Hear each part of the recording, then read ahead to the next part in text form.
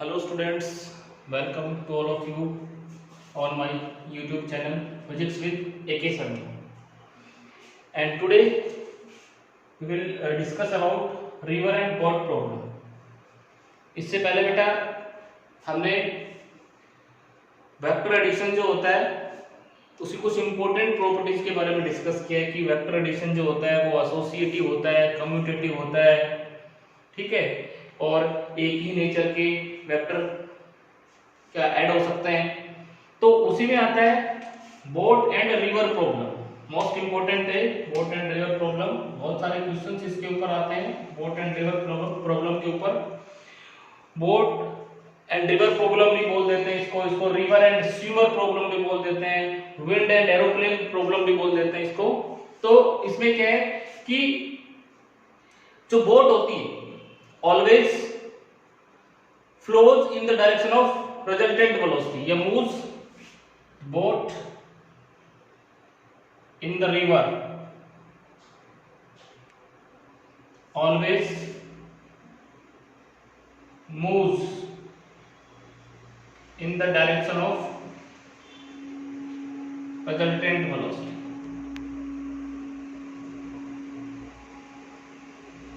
ठीक है, जो बोट है वो रिवर के अंदर, या हम कहें स्विमर जो होगा वो रिवर के अंदर रिजल्टेंट वेलोसिटी की डायरेक्शन में ही मूव करेगा। मान लो ये हमारे पास कोई रिवर है, ये इस तरह से रिवर फ्लो कर रही है, ये इस तरह से हम दिखा सकते हैं, ये इस तरह से वाटर फ्लो कर रहा है, ये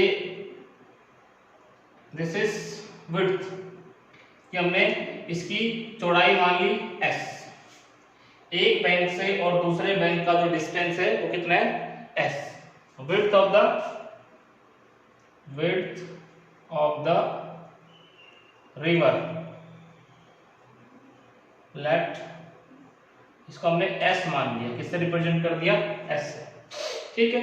अब इसमें दो केस बनते हैं कि when boat tries to cross the river in shortest time या in shortest path along shortest way, मैं लिख देता हूं first case first, the boat tries to cross the river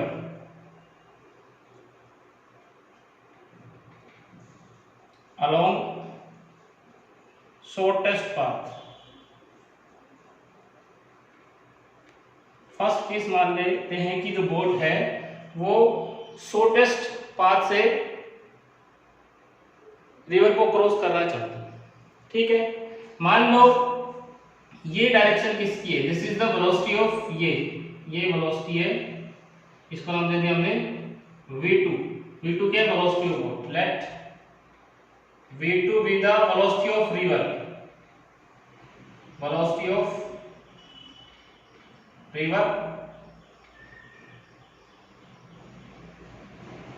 and v1 be the velocity of boat।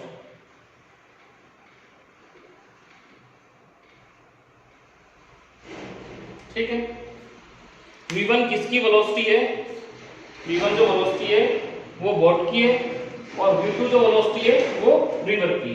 River इस direction में flow कर रही है v2 वेलोसिटी, ठीक है। और बोट मान लो हमें इस पॉइंट पे जाना है, ये पॉइंट ए ये पॉइंट बी, इस पाथ के अलोंग हमें शॉर्टेस्ट पाथ तो यही होगा, हम इसके अलोंग रिवर को क्रॉस करना चाहते हैं। तो अगर हम यहां से इस डायरेक्शन में चले, यहां से इस डायरेक्शन में जाएं, इधर जाएं, तो कभी भी यहां नहीं पहुंच पाएंगे, क्योंकि ये देखो वाटर की वेलोसिटी कितनी v2, इसकी वेलोसिटी कितनी v1, तो हम किधर जाएंगे यहां पहुंचेंगे, लेकिन हमें पहुंचना क्या है यहां पे b के ऊपर, तो हम यहां से कुछ एंगल पे मूव करेंगे, ये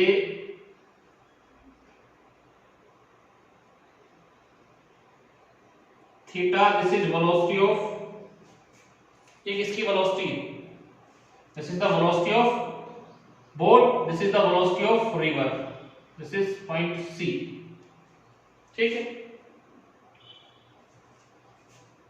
if we wants to cross the river along shortest path.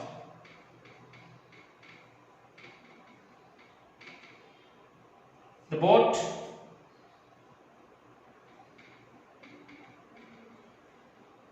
moves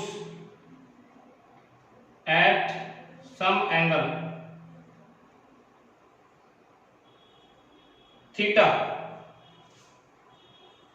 moves at some angle theta with AB. इस AB के साथ कुछ एंगल थीटा पे मूव करेगी। जब ये इधर जाने की कोशिश करेगा तो देखो ये जो वेलोसिटी है रिवर की, इसको इधर पुश करेगी तो ये यहाँ पहुंचेगा। जब ये इधर पहुंचने की कोशिश करेगा, ये देखो इधर जा रहा है, इसको पुश करेगी तो ये यहाँ आएगा। हम बाहर से देखेंगे तो ये हमें इसके अलग जाता हुआ दिखाई देगा, ठीक है, क्योंकि इसके ऊपर एक तो किसकी वेलोसिटी काम कर रही है, रिवर की, और दूसरी वेलोसिटी किसकी है, दूसरी वेलोसिटी इसकी खुद की, ठीक है। तो इन दोनों का रिजल्टेंट इसको यहां ले जाएगा, यहां ले जाएगा, यहां ले जाएगा, यहां ले जाएगा और लास्ट में यहां पहुंचे। तो यहां पे हम निकाल सकते हैं। सो यहां पे देखो रिजल्टेंट वेलोसिटी कितनी आएगी। सो रिजल्टेंट वेलोसिटी हम यहां से निकाल सकते हैं। So time taken to cross the river, ये मान लो ये वेलोसिटी, रिजल्टेंट वेलोसिटी कितनी है, v, रिजल्टेंट वेलोसिटी,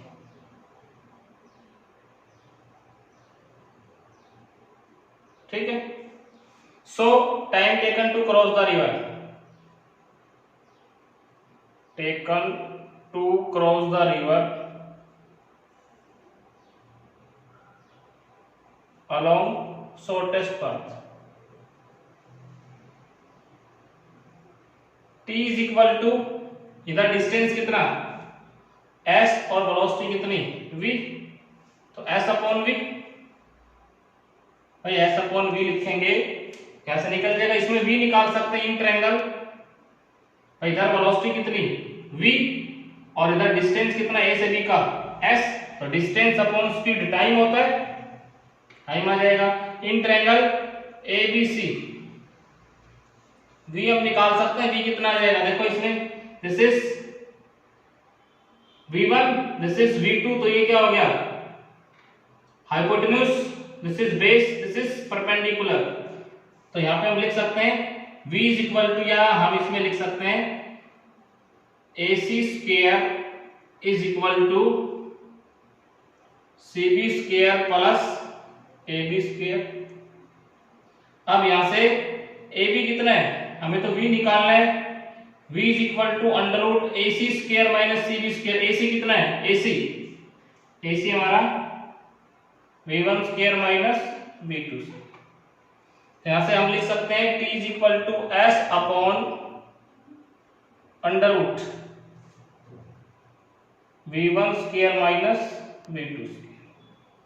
ये हमारा फॉर्मूला है जब हमें रिवर को क्रॉस करना है शॉर्टेस्ट पाथ के अलोंग, ठीक है। तो we should move at some angle theta, कुछ एंगल थीटा पे मूव करना पड़ेगा, किसके साथ, AB के साथ, तब हम यहां पे पहुंचेंगे। जब इस डायरेक्शन में हम बोर्ड का फेस करके चलेंगे तब यहां पहुंचेंगे, ठीक है। दूसरा केस देखो, when boat cross the river in shortest time, दूसरा case number second, when boat cross the river in shortest time। तो देखो शॉर्टेस्ट टाइम में हम देखें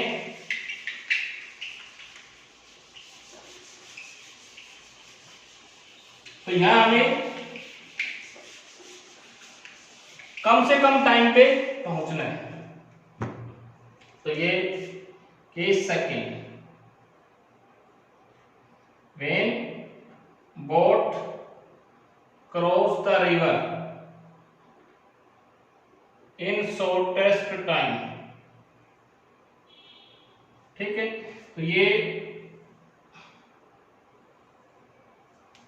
इस तरह से वाटर फ्लो कर रहा है।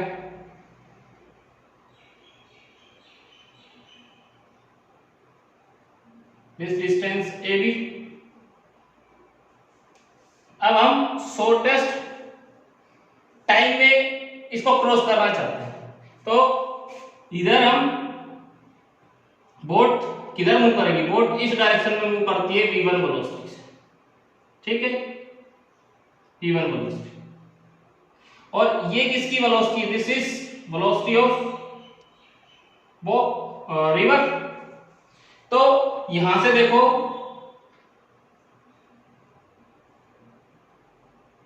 यहां इसको ऐसे दिखा दे, वेलोसिटी ऑफ रिवर। तो ये हम यहां पहुंचने की बजाय इस पॉइंट पे पहुंचेंगे, सी पे, इस पॉइंट पे पहुंचने की बजाय किधर पहुंचेंगे, इस सी पॉइंट पे पहुंचेंगे। ये डिस्टेंस मान लो x, इसको बोलते हैं drift.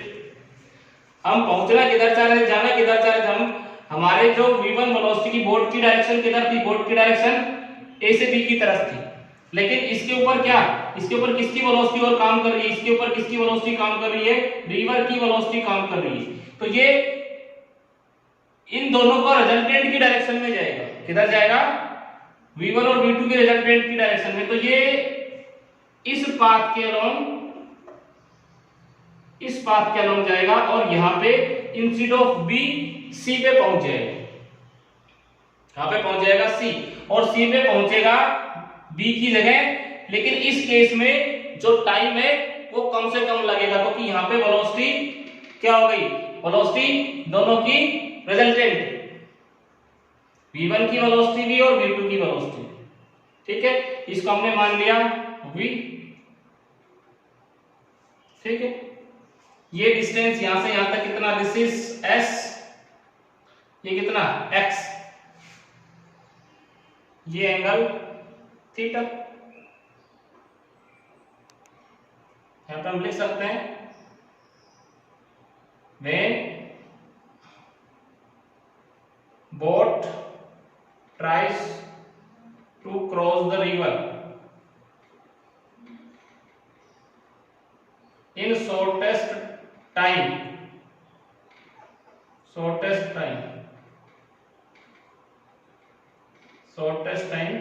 the boat moves with velocity v1 along AB, इसकी तरफ, AB की तरफ, but the boat moves in the direction of resultant velocity, किसकी डायरेक्शन में मूव करेगी, बोट रिजल्टेंट वेलोसिटी की। इसके ऊपर किसकी वेलोसिटी और काम कर रही है, रिवर की वेलोसिटी और काम कर रही है। किसकी वेलोसिटी काम कर रही है, रिवर की वेलोसिटी, ठीक है। So the boat reaches at point B, C instead of point B, ठीक है। तो यहां पे देखो कहां पे पहुंच रही है, B की जगह C पे पहुंच रही है, क्योंकि रिजल्टेंट वेलोसिटी की डायरेक्शन में मूव कर रही है boat. So x be the drift of boat, यानी कि ये B से और C का distance BC is equal to x, ये ड्रिफ्ट हो गया। हम तो किधर चले थे, अगर रिवर नहीं चल रही होती, बिल्कुल शांत होती रिवर, तो हम A से B की तरफ मूव करके चले थे और B पे पहुंचते। लेकिन रिवर लगातार फ्लो कर रही है V2 डायरेक्शन से, तो हम तो ए से बी की तरफ चले थे, लेकिन इसके ऊपर किसकी वेलोसिटी और काम की, बोट के ऊपर किसकी वेलोसिटी और ऐड हो गई, रिवर की, और ये इसको इसकी बी की जगह कहां पे ले जाती है, सी के ऊपर। तो यहां पे देखो time is equal to time taken to cross the river. तो टाइम यहां पे निकाल सकते हैं हम, t इज इक्वल टू, इधर देखो ये डिस्टेंस कितना ac और वेलोसिटी कितनी इधर v, भाई इस डायरेक्शन में डिस्टेंस कितना है ac और वेलोसिटी कितनी है v, तो हमने भाई वेलोसिटी लिए भाई टाइम ली। तो यहाँ पे देखो ac अपॉन v, यहां से हम निकाल सकते हैं ac कितना आएगा, ac, तो AC ये क्या है, hypotenuse AC is equal to this is BC square plus AB square, और इसका अंडर रूट, ये कितना AC is equal to under root, ये कितना x स्क्वायर प्लस AB कितना x स्क्वायर, ठीक है। और यहाँ पे भी रिजल्टेंट वेलोसिटी कितनी आ जाएगी, इसमें भी निकालना चाहिए कितना v1 और ये कितना v2, तो so v is equal to under root, ये भी देखो राइट एंगल ट्रायंगल है, ये v1 ये कितना v2, तो v1 square plus v2 square, तो यहाँ से t कितना आ जाएगा, t is equal to under root x square plus s square divided by v1 square plus v2 square, this is the time. यहाँ पे देखो v1 प्लस v2 स्क्वायर है और वहां पे कितना था v1 माइनस v2, तो डिनोमिनेटर कम हो गया, ये बढ़ जाएगा, कम हो जाएगी, तो यहाँ पे कम से कम टाइम लगेगा, ठीक है। अब इसमें ड्रिफ्ट भी हम निकाल सकते हैं कि कितना दूर यहाँ से पहुंचेंगे, कितना b से कितना दूर हम दूसरे किनारे पे पहुंचेंगे, तो यहाँ पे ड्रिफ्ट निकाल सकते हैं।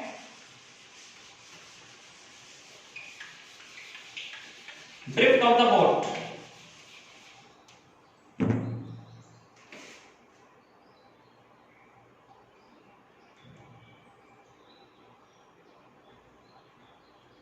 बोट का ड्रिफ्ट देखो, तो इसमें tan थीटा निकालो, ट्रायंगल ABC tan थीटा, तो tan क्या होता है, परपेंडिकुलर अपॉन बेस, परपेंडिकुलर कितना x और ये कितना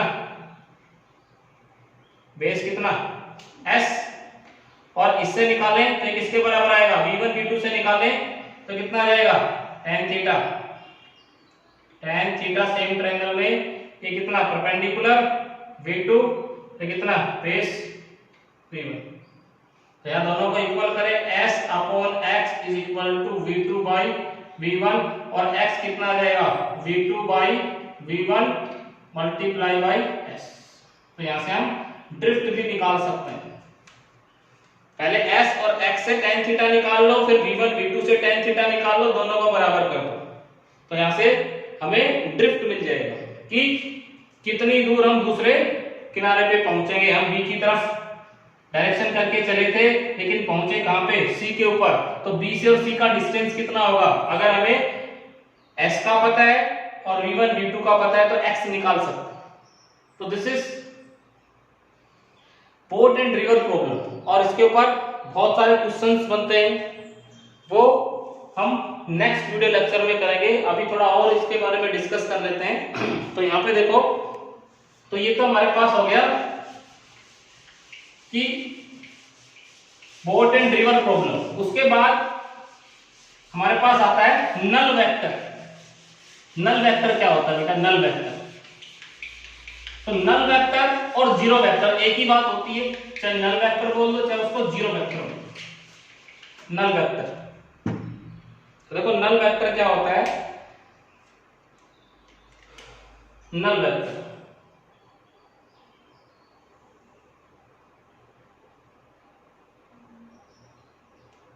a vector zero magnitude and arbitrary direction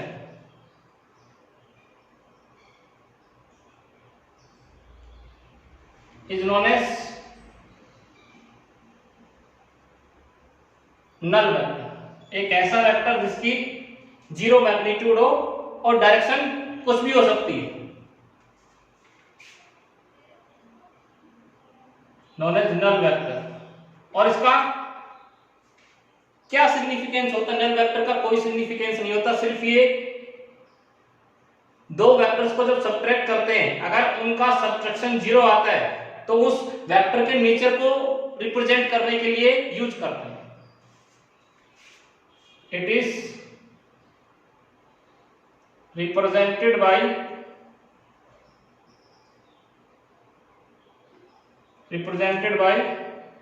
zero के ऊपर क्या लगाते हैं? वेक्टर का साइन लगाते हैं। ठीक है। For example the velocity vector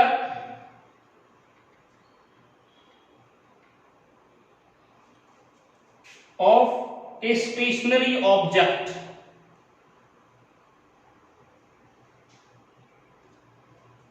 is null vector। भाई कोई ऑब्जेक्ट रुका हुआ है और उसका वेलोसिटी वेक्टर निकालेंगे तो उसकी वेलोसिटी कितनी? जीरो, तो उसको नल वेक्टर से रिप्रेजेंट करेंगे। दूसरा, ए object moving with constant velocity, A object moving with constant velocity has acceleration is null vector। भाई कोई ऑब्जेक्ट कांस्टेंट वेलोसिटी से मूव कर रहा है तो उसका एक्सेलरेशन क्या होगा? जीरो, तो हम उसको नल वेक्टर से रिप्रेजेंट करेंगे। बेसिकली नल वेक्टर जो होता है वो वेक्टर के नेचर को रिप्रेजेंट करता है। जैसे किसी वेक्टर में उसका वेक्टर सबट्रैक्ट करेंगे, ए में से ए वेक्टर घटाओ, क्या आएगा? जीरो वेक्टर आएगा, नल वेक्टर। क्योंकि हमें पता है कि ये कैसा, एक वेक्टर में से दूसरा वेक्टर घटाया, तो यहां ये हमें बताया कि वेक्टर में से वेक्टर घटाता, ठीक है, तभी ये जीरो वेक्टर आएगा। किसी वेक्टर के अंदर से उसका वेक्टर सबट्रैक्ट करेंगे तो हमें जीरो वेक्टर मिलेगा। क्या मिलेगा? Zero vector. ठीक है। इसी तरह से किसी भी वेक्टर को जीरो वेक्टर से मल्टीप्लाई करेंगे तो जीरो वेक्टर आएगा। Product of a null vector to any vector gives null vector. ठीक है। तो ये हमारे पास नल वेक्टर होता है। उसके बाद इसी तरह से एक होता है इक्विलिब्रेंट वेक्टर। इक्विलिब्रेंट वेक्टर,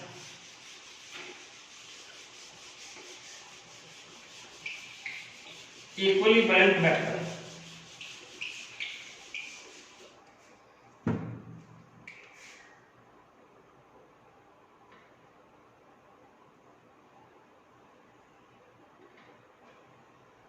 ब्रेंट वेक्टर। इक्विलिब्रेंट वेक्टर जो होता है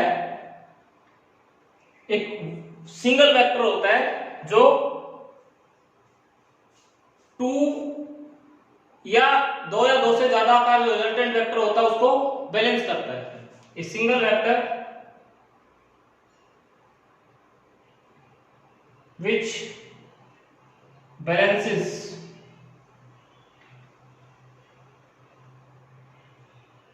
two or more vector acting at any point। ठीक है। उसको बोलते हैं इक्विलिब्रेंट वेक्टर, जो दो या दो से ज्यादा वेक्टर को एक ही टाइम में बैलेंस करता है। ये जो होता है वो रिजल्टेंट वेक्टर जो होता है उसका अपोजिट होता है। ठीक है। Equilibrant vector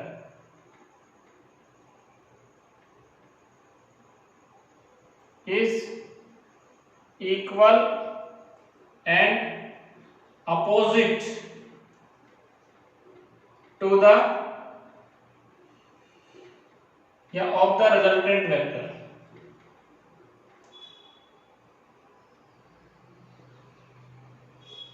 of various vector acting at a point. ठीक है, उसको बोलते हैं तो एक सिंगल वेक्टर जो दो या दो से ज्यादा वेक्टर को बैलेंस कर ले। ठीक है, उसको बोलते हैं इक्विवेलेंट वेक्टर। क्या बोलते हैं? Equivalent vector. ठीक है बेटा, आज के वीडियो लेक्चर में इतना ही। इससे आगे का जो है वेक्टर सबसेक्शन के बारे में हम पढ़ेंगे और कुछ पोर्ट एंड रिवर जो टॉपिक है उसकी प्रॉब्लम्स को हम सॉल्व करेंगे, वो हम नेक्स्ट लेक्चर में करेंगे। Thank you.